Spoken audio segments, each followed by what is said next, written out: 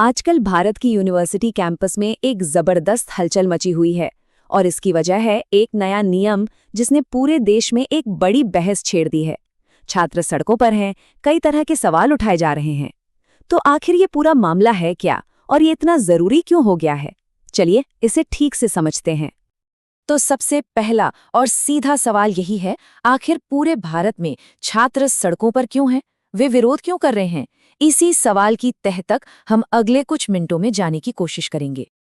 तो बात शुरू करते हैं इन विरोध प्रदर्शनों से, क्योंकि आप जानते हैं यहीं से इस पूरे विवाद की असल कहानी शुरू होती है। देखिए, ये कोई छोटा मोटा प्रदर्शन नहीं है। ये मामला अब सिर्फ शहरों की सड़कों तक सीमित नहीं रहा, ये देश की सबसे बड़ी अदालत यानी सुप्रीम कोर्ट तक पहुंच चुका है। और ये बात अपने आप में बताती है कि मुद्दा कितना गंभीर है। तो चलिए अब सीधा मुद्दे पर आते हैं। आखिर ये नियम है क्या जिन पर इतना हंगामा हो रहा है? इन नियमों का ऑफिशियल नाम थोड़ा लंबा है, promotion of equity in higher education institutions regulations 2026। लेकिन आसान भाषा में इसका मकसद है हायर एजुकेशन में बराबरी यानी इक्विटी को बढ़ावा देना। यूजीसी ने इसे इसी साल 13 जनवरी को लागू किया। तो ये नियम करते क्या हैं? असल में ये एक पूरा का पूरा सिस्टम बनाते हैं। सोचिए, हर यूनिवर्सिटी में एक इक्विटी कमेटी होगी, शिकायतों के लिए एक हेल्पलाइन होगी और एससी, एसटी, ओबीसी, महिलाओं और दिव्यांग छात्रों के अधिकारों को सुरक्षित करने पर खास जोर दिया जाएगा। इतना ही नहीं, किसी भी घटना पर तुरंत एक्शन के लिए एक इक्विटी स्क्वाड और 24/7 हेल्पलाइन बनाने की भी बात है।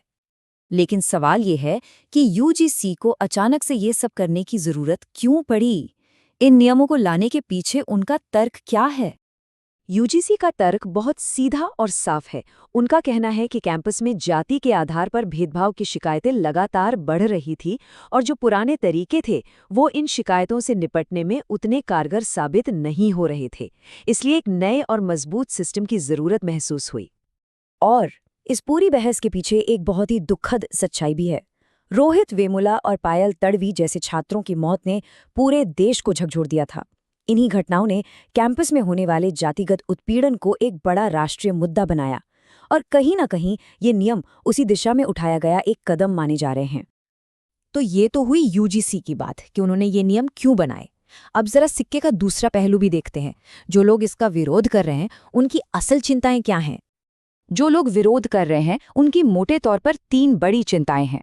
पहली, उनका सवाल है कि ये सिस्टम सिर्फ आरक्षित वर्ग के छात्रों के लिए ही क्यों है? सामान्य वर्ग के छात्रों के लिए ऐसी व्यवस्था क्यों नहीं? दूसरी चिंता है इन नियमों के गलत इस्तेमाल का डर, मतलब कि कहीं झूठी शिकायतें न होने लगे।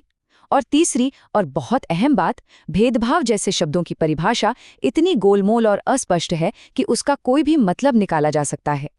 प्रदर्शन करने वाले छात्रों का जो सबसे बड़ा डर है वो है रिवर्स डिस्क्रिमिनेशन का। मतलब उन्हें लग रहा है कि एक वर्ग के साथ न्याय करने के चक्कर में कहीं दूसरे वर्ग के साथ अन्याय न हो जाए। तो यहाँ पर हमें इस बहस के 2 बिल्कुल अलग-अलग पहलू देखने को मिलते हैं। एक तरफ है आलोचक जिन्हें डर है कि नियमों का गलत इस्तेमाल होगा और ये नियम पक्षपाती हैं। वहीं दूसरी तरफ सरकार का भरोसा है कि इसका दुरुपयोग नहीं होने दिया जाएगा और ये नियम संविधान के दायरे में रहकर सबके लिए समानता लाएंगे। यही टकराव इस पूरे विवाद की जड़ है। तो अब आगे क्या?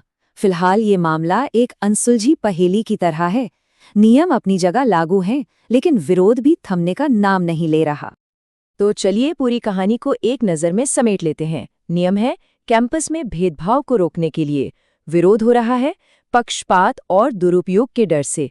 और ताज़ा स्थिति ये है कि देश भर में प्रदर्शन जारी हैं और मामला अब सुप्रीम कोर्ट के पाले में है। और आखिर में ये पूरा विवाद हमें एक बहुत बड़े और मुश्किल सवाल के सामने लाके खड़ा कर देता है। सवाल ये है कि कोई भी देश अपने सबसे कमज़ोर तबकों को सपोर्ट देने और सभी के लिए एक जैसी निष्पक्षता बनाए रखने के सिद्धांत के बीच वो नाजुक संतुलन कैसे बना सकता है? इसका जवाब यकीनन आसान नहीं है और शायद इसी सवाल में इस पूरी बहस का असली सार छिपा है।